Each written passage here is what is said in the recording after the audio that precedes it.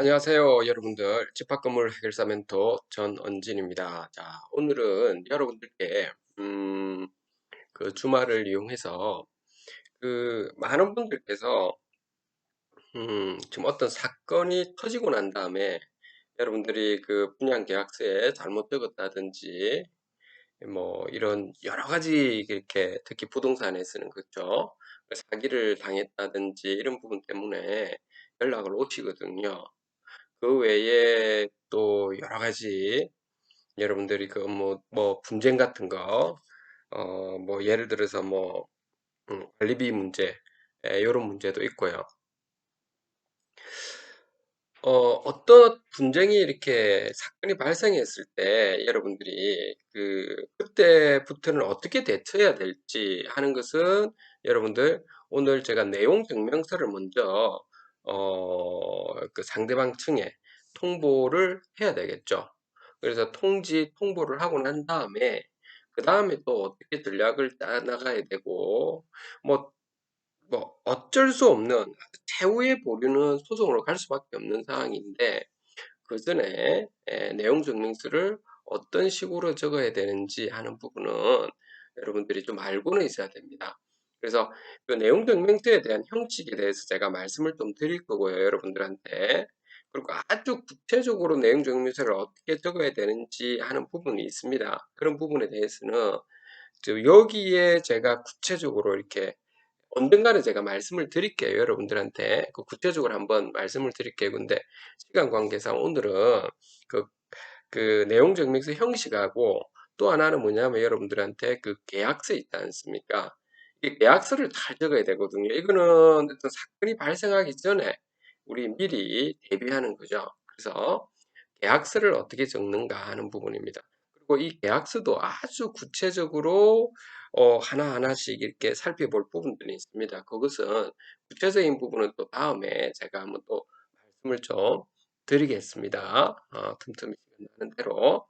자, 오늘은 먼저 계약서하고 내용 증명서 볼게요. 전체 여러분들이 반드시 이건 알고 있어야 됩니다. 계약서라고 하는 것은 여러분들이 알다시피 당사자 간의 약속이죠. 다만 여러분들 법률상의 무효 사유가 해당되는 것들이 있습니다. 그거에 대해서는 계약서가 아무리 있죠. 당사자 간에 계약을 했다 하더라도 이거는 그 계약은 계약이 아닌 겁니다. 효력이 없다 이렇게 생각하시면 되겠습니다. 그 계약의 필수 조건은 여러분들이 알다시피 2인 이상의 당사자가 있어야 될 거고 특정한 목적 사항을 정해서 우리가 계약을 하잖아요. 그렇죠? 그리고 쌍방이 그것을 지킬 것을 약속하면 되는 거죠. 그래서 계약에 대해서 꼭 이것만을 알아야 되는 건데 여러분들 특히 부동산 매매 계약을 할 때 좀 이런 사건이 좀 많이 벌어지거든요, 여러분들. 저도 이런 사건 때문에 많은 곳에서 의뢰를 오셔서 제가 이렇게 도움을 드린 곳들 꽤 있는데 계약서를 작성하지 않으면 계약이 성립하지 않는가요? 이런 부분은 계약이 계약서를 꼭 작성하지 않는다고 해서 계약이 성립하지 않는 것은 아닙니다, 여러분들. 그래서 그 부동산에 가셔가 말이라도 있죠 하실 때 함부로 말씀을 하시면 안 됩니다, 여러분들. 그 예를 들어서 이게 편의점에서 컵라면 하나 구입하면 그 대가로 계산대 1,500을 주면 계약이 성립되는 것처럼 그 계약서를 적는 건 아니잖아요. 그런 것처럼 이게 전화상으로 이런 식으로 해서 여러분들이 공인중개사분한테 이게 예를 들어서 어떤 부동산, 어떤 아파트에 대해서 201호에 대해서 계약을 하겠습니다. 그리고 계약금을 얼마 넣겠습니다라고 있죠. 공인중개사한테 통보 안내를 했다면 그럼 계약이 성립된 거라고요, 여러분들이. 그러니까 나중에 소송이 진행되고 나면 여러분들이 그 부분에 대해서는 어, 손해배상 청구라든지 뭐 여러 가지가 더 발생할 수 있다는 겁니다. 어, 알겠습니까, 여러분들?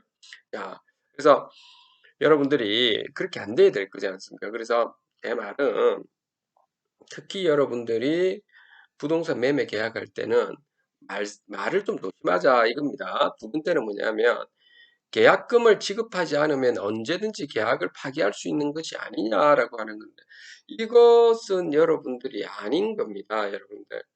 제가 이런 경우가 저도 이렇게 몇 번 이렇게 발생했는데 저의 경우는 아니고요.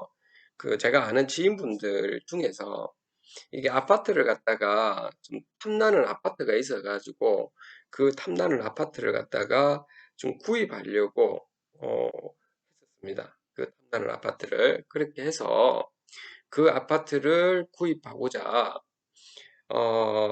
했고 그래서 그 계약금을 갖다가 이렇게 넣었다고요. 계약금을 넣었는데 어, 계약금을 넣고 난 다음에 나중에 돼서 보니까는 이게 지금 넣고 나니 이제 변심이 된 거죠.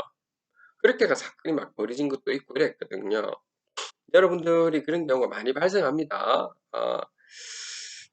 제가 이런 말씀드리기 좀 그러지만 남녀 간에 그런 건 없지만 꼭 없지만은 대체적으로 저한테 의뢰하신 분이 여성분들이 이렇게는 좀, 좀 많이 오시더라고요. 그런 부분에 대해서는 그래서 여러분들이 제가 요거는 좀 말씀을 드릴게요. 어쨌든 계약이 일단 성립한 후에는 있죠. 당사자의 일방이 이를 마음대로 해제할 수는 없는 것이 원칙입니다, 여러분들. 다만 민법 565조 제1항의 임의 규정에 따라 가지고 이미 해제할 수 있기는 하지만은 자, 이 부분이 중요합니다, 여러분들. 매도인은 일단 있죠. 매도인은 일단 매수인으로부터 계약금을 지급을 받은 후에 있죠. 계약금의 두 배수를 매수인에 지급하면 된다는 겁니다. 또 비슷하게 있죠. 매수인은 매도인에게 계약금을 지급한 뒤에 그 계약금을 포기하면 해지권을 행사할 수 있답니다. 근데 여기서 중요한 게 있습니다, 여러분들. 무슨 말이냐면 여러분들 여기서 더 중요한 거는 뭐냐면 그러면은 아까 여기 제 1번에 있죠. 계약서를 계약서를 작성했다고 합시다. 그런데 안에 돈이 없어가지고 계약금을 걸지는 않았다고 해보죠. 계약금을 걸지 않았기 때문에 이 계약은 아니다. 이거는 아니라는 겁니다. 계약은 해제할 수가 있는데 여러분들 계약금을 넣어가지고 아까 요 절차 있죠. 음? 매도인은 계약을 해제하고 싶으면 계약금의 두 배를 매수인에게 지급하면 되는 거고 매수인은 계약금을 넣고 나서 그거 포기하면 되는 거거든요. 그런데 계약금을 매수인이 지급하지 않은 상황에서 계약을 했다고 한다면 그 계약은 유효한 거지 무효한 것은 아닙니다. 소송까지 여러분들이 들어갔을 때 매수인이 100% 불리합니다. 제가 100%라고 확정적으로 말씀하는 이유가 여러분들 직접 여러분들이 해보시면 아실 겁니다. 100%입니다. 그 다음에 네 번째 계약서 형식인데요. 부동산 임대차 계약서 같은 경우는 저 뒤에서 한번 말씀을 드리겠습니다. 그 부분은 보통 계약서 같은 경우는 토지 사용 대차 계약서, 부동산 임대 계약서 등등 많이 있지 않습니까? 그러면 이렇게 예를 들어서 토지 사용 대차 계약서 이렇게 딱 하고 난 다음에 그 전문을 넣는 겁니다. 그 밑에다가 이제 전문은 홍길동 주민등록번호 땡땡땡 이하 갑과 김일동 이게 주민등록번호 땡땡땡 을은 서울 강남구 도곡동 땡땡땡 소재 토지의 사용 대차와 관련하여 다음과 같이 합의한다. 이것이 전문인 겁니다. 전문. 그리고 한 칸 더 떼어서 제1조 계약의 목적이 반드시 들어가야 됩니다. 그런 갑이 소유한 토지상의 옥박이 운영을 위해서 이 계약을 체결한다. 이렇게요. 그 다음에 제2조 용어의 정리. 그래서 대상 토지람은 강남 도곡, 서울 강남 도곡동 땡땡땡 대 2000m 제곱을 말한다. 그 다음에 이런 식으로. 3조는 각과 을의 의무 이런 식으로 쭉 적고요. 그리고 거의 다 돼가 7조에는 계약의 해지가 마지막에 들어가고 마지막 전 단계에 들어가고 그다음 8조에는 관할 법원이 있죠. 그러니까 이 계약과 관련하여 발생하는 당사자 간의 모든 문제는 땡땡땡 지방법원이 담당한다. 이런 식으로 여러분들이 계약서 형태는 이렇게 나오는 것입니다. 여러분들. 그 다음에 계약서에서 특약사항은 굉장히 중요한 겁니다, 여러분들. 그래서 이 특약사항 부분은 있죠. 여러분들, 저 뒤에서 실전 부분에서 잠깐 좀 더 상세히 언급은 좀 해주도록 하겠습니다, 여러분들. 그러니까 예를 들어서 뭐 이런 것들 있죠. 계약서에서 특약사항 중에서 특히 매매 계약을 할 때 이것도 좀 반드시 좀 넣도록 하십시오. 부동산이 가압류 가처분 등의 사유로 매도인이 그 소유권을 온전히 건네줄 수 없는 사정이 생겼을 때는 매수인이 일방적인 의사로 이 계약을 해지할 수 있다. 이런 걸 좀 넣어주시라고요. 그러니까 매도인이 음, 지금 처음에 보니까 그 공인중개사를 통해서 하든 아니면 여러분들 그냥 매수인하고 매도인 간에 당사자 간에 할 때는 등기부 때 보니까 별 문제가 없었다고요. 그런데 나중에 앉아 지나가 가지고 앉아 계약금을 넣고 난 다음에 중도금을 앉아 뭐 2달 뒤에 한다든지 뭐 이런 게 있었을 거 아닙니까? 그 뒤에 보니까 등기부 때 보니까 이게 압류라든지 가처분이 들어가 있는 거지. 들어간 경우가 있을 수 있다는 겁니다. 이런 게 많이 발생합니다, 여러분들. 그렇기 때문에 음, 이런 경우가 발생했을 때는 있죠, 여러분들. 계약이 성립된 거거든요. 그렇기 때문에 특약사항이 반드시 넣으시라는 겁니다. 이거. 그러니까 이때 매도인은 매수인의 계약 해지 의사 후 3일 이내에 이미 받은 돈을 반환해야 하며 반환하지 않을 때는 위약금 뭐 2천만 원을 지급하며 손해배상은 별도로 한다. 이런 것들 반드시 놓도록 해야 됩니다. 그 다음에 요 두 번째 이 부분은 있죠. 나중에 여러분들 요 뒤에서 그냥 한꺼번에 제가 지금 말씀을 좀 드릴게요. 예를 들어서 실전 예시 사항인데 뭐 이런 것들 있죠. 이게 임대차 계약서 중에서 부동산 매매 계약서는 법무부 홈페이지에 들어가서 있죠. 법무부 그냥 네이버 쳐서가 법무부 네이버에서 검색란에 법무부 홈페이지 치면 딱 들어가거든요. 그럼 법무부 홈페이지의 검색란에 그냥 여러분들 계약서라고 치면 됩니다. 임대차 계약서라고 치면 나옵니다. 주택 임대차 계약서, 상가 임대차 계약서 이런 게 있으면 나옵니다. 그래서 양식을 다운받으십시오. 그 다음에 특약사항 또 넣어야 될 거는 여러분들 임대인의 입장이라면 이제 이런 부분은 반드시 넣으셔야 됩니다. 수리 및 비용에 관한 사항 첫 번째, 난방, 상하, 수도, 전기시설 등 주택의 주요 설비에 대한 노후 불량으로 인한 수선은 임대인이 부담하며 당연히 임대인이 부담하는 겁니다. 이거 임차인이 일하면 안 됩니다. 이거는 여러분들 법률에 위반되는 겁니다. 임차인의 고의 가실에 기한 파손, 병구 등 통상이 간단한 수선, 소모품의 교체 등의 비용은 임차인이 부담한다. 요거 좀 넣어주십시오. 그 다음 임차인의 사회 목적에 관하여 부동산의 용도 변경, 이것도 많은 부분이 있는데 어쨌든 부동산의 용도 변경은 임차인이 부담하기로 하고 임대인의 서류 제공에 협조한다. 이 정도 하셔야 되는 거지. 요거 억지로 이제 임대 놓으시려고 임차인께서 뭐 용도 변경을 해주면 어쩔 수 없어요.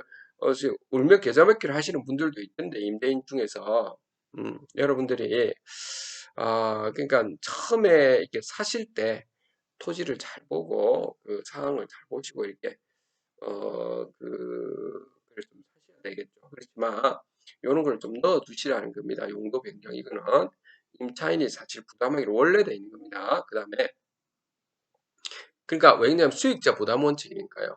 그죠? 임차인이 필요해서 한 거지 않습니까? 그 다음 두 번째, 손해배상의 예정에 관한 사항, 이것도 좀 넣어주십시오.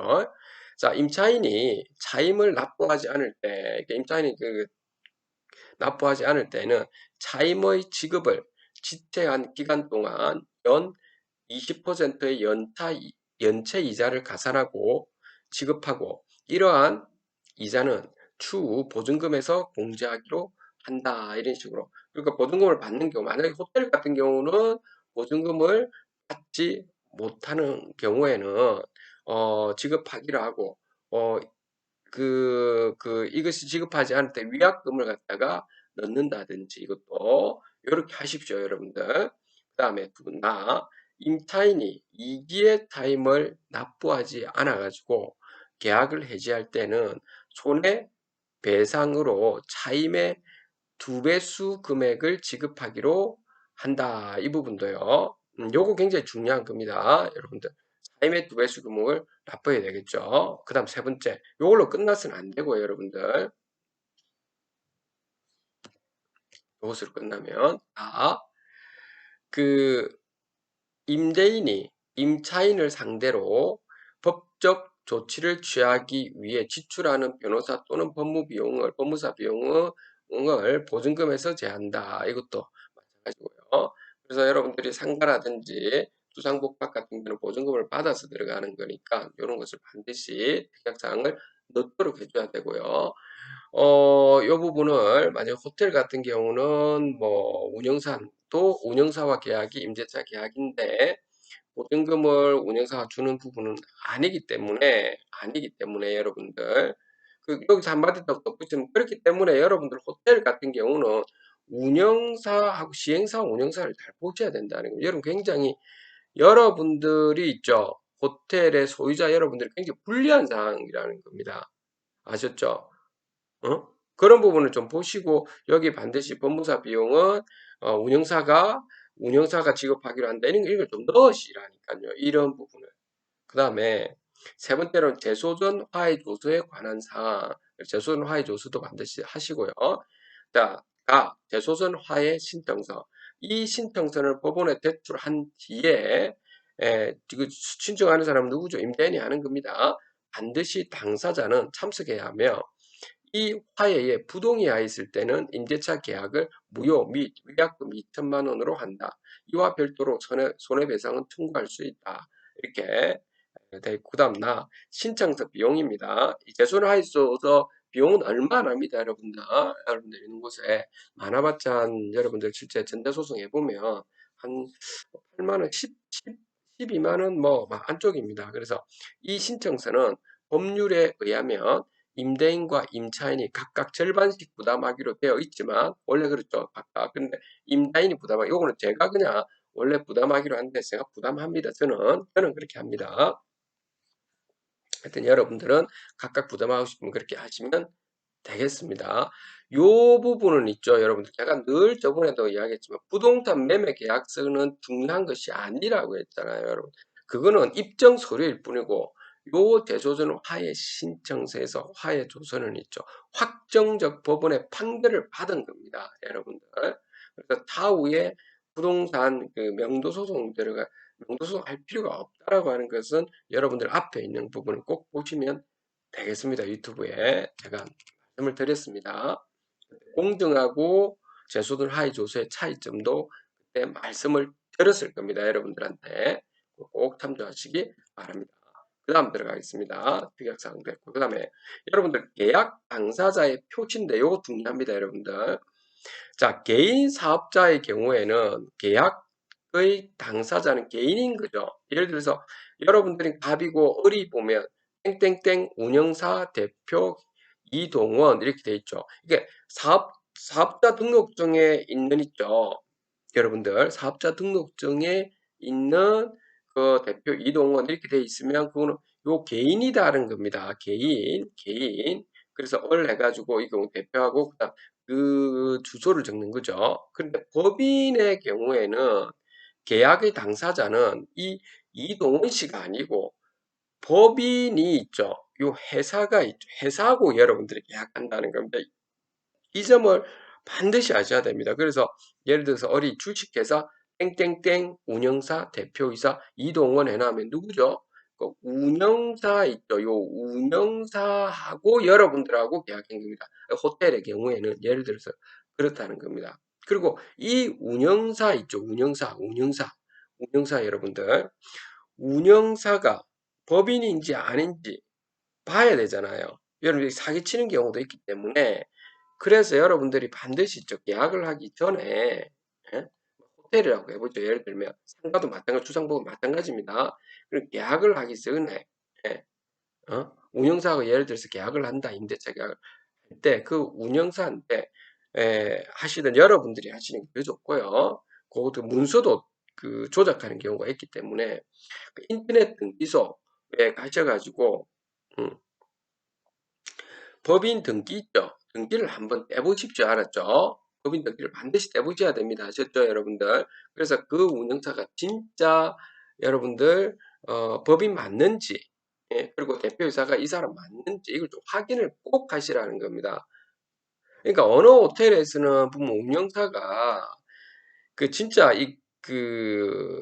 보면 법인에 있는 운영사가 아니었는데, 아니, 사기를 친 거죠. 그렇게 해가 또 문제 소지가 있었던 것도 꽤 있었습니다, 여러분들. 그래서 꼭 여러분들 이 부분도 인터넷 등기소에서 반드시, 등기부 열람을 하셔야 됩니다, 여러분들. 아셨죠? 얼마 안 하잖아, 이거. 여러분들. 응? 꼭 하셔야 됩니다, 꼭. 아니면 등기소 가셔가지고 하셔도 됩니다. 그 다음에 또 이런 경우도 또 많았었는데, 음, 특히 있죠. 호텔 같은 경우가 특히 많았었습니다. 여러분, 호텔, 시행사, 운영사 이런 쪽에 아니면 상가도 꽤 있었었고 주상복합도 꽤 있었습니다. 이런 부분 분양을 받을 때 말하는 겁니다. 자, 여러분들이 아까 이야기했듯이 운영사 같으면 운영사하고 여러분 계약한 거고 시행사하면 시행사하고 시행사 법인하고 계약을 했지 그 대표하고 계약을 한 게 아니잖아요. 그런데 실제로는 대표가 사기를 많이 쳐가지고 그런 이상한 여러분들한테 손해를 많이 끼친다든지 이런 경우가 꽤 있지 않습니까? 그래서 여러분 계약서에 반드시 넣을 때 이렇게 을 해가지고 임대차 계약서든 공급 계약서든 이런데 을 해가 이렇게 나오잖아요. 주식회사 땡땡땡 지행사 또는 운영사 대표이사 이동원 이렇게 하고 있습니다.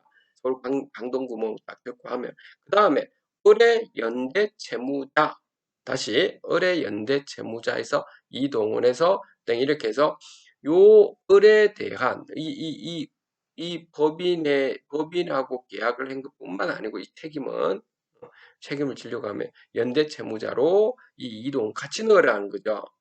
아셨습니까? 계약서 여러분들 다시 한번 보시라고요.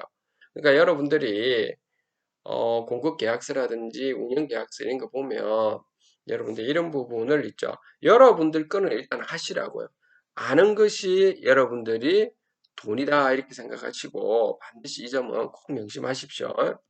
이런 부분도 대부분이 사건이 터지고 난 다음에 이 법인별 다 깡통이잖아요. 그런 그 문제가 생기고 그런 경우가 꽤 있으니까 아셨죠? 앞으로 오늘 중요한 거 이야기하고 있습니다. 물론 아주 구체적인 더 중요한 것들은 제가 다음에 말씀드린댔죠. 아주 계약서가 구체적인 사안별로.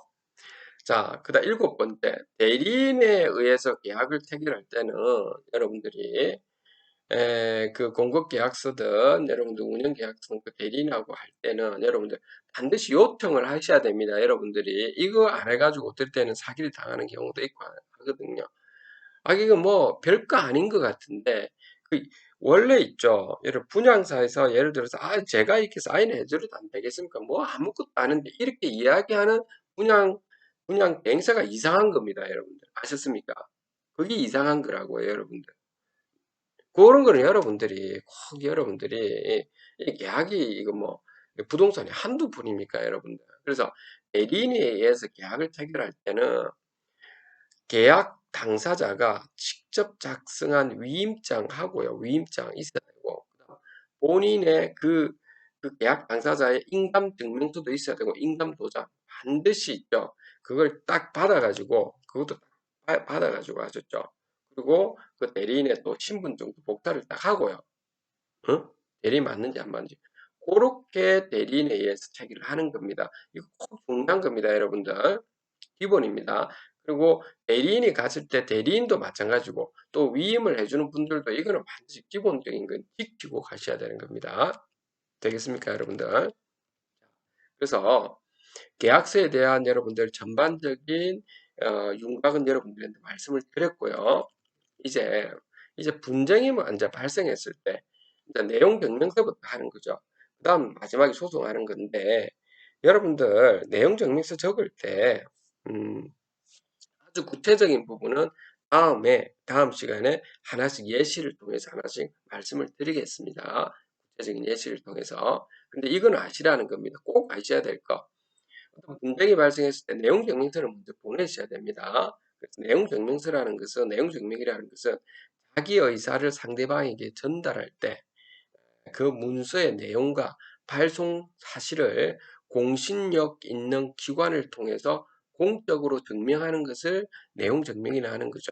그래서 보내는 목적은 협상 전에 왜 내용 증명을 보내느냐 하는 것은 여러분 목적이 뭐냐면 협상 전에 여러분 원만한 합의 도출을 위해서 하는 거죠.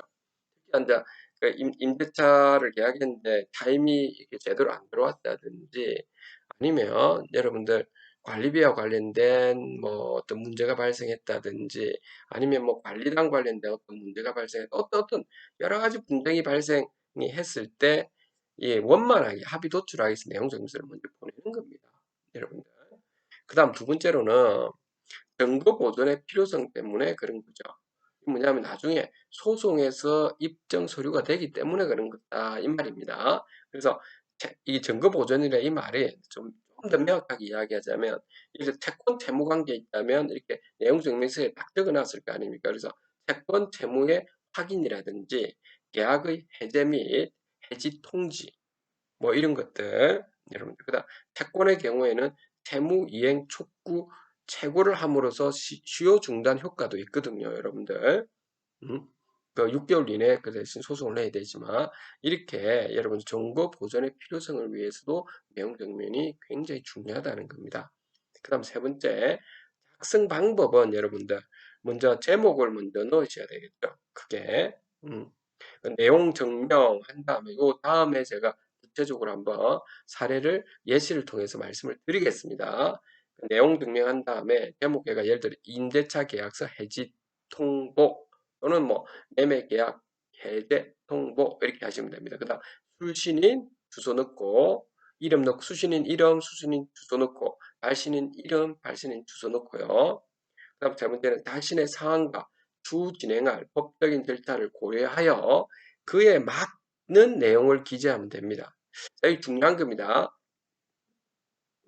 굉장히 중요한 겁니다. 깔끔하게 적어야 된다는 겁니다. 그 다음에 문서의 내용이 완성되면 맨 마지막에는 작성 일자하고 발신인의 성명을 쓰고, 그 옆에 도장을 날인하면 됩니다. 여러분 우편으로 보낼 때, 우편으로 요즘에는 안 보내, 우체국을 보낼 때는 굳이 도장 날인 안 해도 되는 거고요. 자, 발송 방법, 자, 말씀을 드릴게요. 발송 방법은 우체국에서 직접 보내는 방법이 첫 번째 방법인데, 이거는 본인 보관용으로 한 부 있어야 되고요. 여러분 내용 정리 딱 적고 난 다음에, 그다음 우체국 보관용으로 한 부 있어야 되고, 상대방에 보내는 그 한 부가 있어야 되겠죠. 되겠습니까? 그래서 총 세부를 가지고 프린트를 하셔야 되면, 총 세부를 프린트를 하셨던 복사를 하셔서, 요거 등기 형식은 반드시 배달 증명을 해야 됩니다. 배달 증명이 중요한 겁니다. 발송한 내용 증명의 배달 일자 및 수치인을 증명하는 증거 자료가 되기 때문에 배달 증명을 하셔야 되는 겁니다, 여러분들. 우체국에 직접 보내는 경우는 그렇다는 겁니다. 꼭 요거 아셔야 되고요. 그 다음에 두 번째로는 인터넷으로 보내는 방법은, 여러분들 그냥 내부에 들어가셔서 검색란에 인터넷 우체국 하면 딱 들어갑니다, 여러분들. 그렇게 해서 여러분들이 편리하게 요즘은 사용할 수가 있습니다, 여러분들. 그렇게 하시면 되겠습니다. 그 다음에 다섯 번째, 여러분들한테 말씀드리고 싶은 부분은, 그리고 요 인터넷으로 하는 방법이 있죠. 요 모르겠으면 유튜브에 들어가 보시면 많은 곳에서 하는 방법이 좀 나와 있습니다. 그러니까 그걸 참조를 하십시오. 다섯 번째, 내용 증명의 도달 여부를 확인하는 방법이 있죠. 요거는 여러분들, 요것도 아까 뭐랬습니까? 네이버에서 검색란에 인터넷 우체국 치면 나오죠. 그럼 그 사이트에 들어갑니다. 접속해서 여러분들 그 우체국을 통해서 내용 증명 보낼 때 그 발송, 그 내용 증명 발송 때 붙여진 스티커 등기 번호 있죠. 스티커 등기 번호 나오거든요. 그 등기 번호 있죠. 요 사이트에 들어가서 등기 번호 조회라고 있거든. 거기다가 등기 번호 딱 치면, 그러면 도달 여부가 딱 나옵니다. 다. 그러니까 그걸로 해서 여러분들이 여부를 확인을 해주면 되겠습니다, 여러분들. 그 다음에 여섯 번째 꼭 알아야 될 점입니다. 꼭 알아야 될 거는, 내용 증명은 답변 기한 내에 답변을 해야 꼭 한다? 그거는 꼭 아닙니다, 여러분들. 예를 들어서 내용 증명을 누군가가 보냈다면 여러분들 답변을 받았다 하더라도 답변 기한 내에 되도록 보내십시오. 보내기는 하는데 꼭 그렇지는 않다는 것은, 웬만하면 답변하도록 하되, 답변 기한 내에 답변하도록 하더라도 내용 증명을 받더라도 철저한 자료 검토 후에 답변을 하시는 것이 추천드리는 겁니다. 이게 나중에 소송까지 가면 꼬투리가 되는 겁니다. 아셨죠? 두 번째, 내용 증명을 분실하였으면 우체국에 발급 신청이 가능합니다. 그래서 여러분한테 한부가 있다고 했잖아요. 발송하고 난 한부를 가지고 있는 거예요. 그걸 잃어버렸으면 그렇다는 겁니다. 그래서 안 그러면 여러분들 나중에 소송이 들어갔을 때 그 증거 자료를 내용 증명서 넣어야 될 때가 있거든요. 그때 말하는 겁니다. 그래서 그 부분에서 여러분들 분실했다면 우체국 가셔가 발급 신청을 하면 발송 다음 날부터 3년까지 있죠. 3년 기간 내까지는 여러분들이 신청하면 받을 수 있는 겁니다. 그 다음에 하고 싶은 말 모두를 기재하지 마십시오. 내용증명은 중요한 내용을 최대한 간결하게 기재하는 겁니다. 이거 중요한 겁니다. 중요한 내용을 최대한 간결하게 기재하는 겁니다. 미주알, 고주알 적고 이렇게 하시는 절대 안 된다는 겁니다, 여러분들. 그 다음에 7번째 여러분들, 이것도 여러분들이 많이 물어보시던데 여러분들 꼭 이것도 하셨으면 좋겠습니다. 내용 증명의 수친이 불명시에 주소 확인 방법이에요. 내용 증명서를 보냈는데 이렇게 반송돼서 오는 경우 있죠. 이런 경우입니다. 채권 채무 계약 요 반송돼서 오게 되면 있죠. 그걸 갖다가 받은 다음에 여러분들 반송돼서 받은 다음에 그 여러분들 만약에 돈을 달라고 내용 증명서를 보냈다 하는 경우도 있을 거고 채권 채무 계약서 뭐 차용증도 있을 거고요. 임대차 계약서도 있고 뭐 어떤 경우는 판결문도 있을 수도 있고요. 예. 이러한 어떤 여러분들 그 채권 채무 계약서 반드시 가지고 있어야 되고요. 가지고 그거 들고 또 하나는 반송된 그리고 반송된 증명서 내용 증명서 가지고 있어야 되고 또 본인의 신분증을 가지고 이 세 가지 반드시 가지고 어디 가야 된다? 주민센터에 방문하는 겁니다. 방문하면 주민센터에 방문하면 있죠. 방문해서 등초본 교부 신청서 있죠. 거기에 교부 신청서 작성을 하면 되는 겁니다. 그러면 요 세 가지 있죠. 채권 채무 계약서들 있죠. 하고 반송된 내용 증명서 신분증 있죠. 요게 입증 자료가 되는 겁니다. 그러면 이제 거기에 있는 주민센터에서 직원분께서 있죠. 음, 그 상대방의 주민등록 초본을 신청을 하면 그러면 보여주십니다. 다 열람하고 등사할 수 있다는 겁니다. 만약 그래서 이렇게 해보면 주치인이 만 이사한 경우에는 전입신고를 하였다면 이사간 주소도 다 확인해 볼 수 있다라고 하는 겁니다. 그래서 오늘 여러분들께 말씀드렸던 부분은 계약서하고 내용 증명입니다.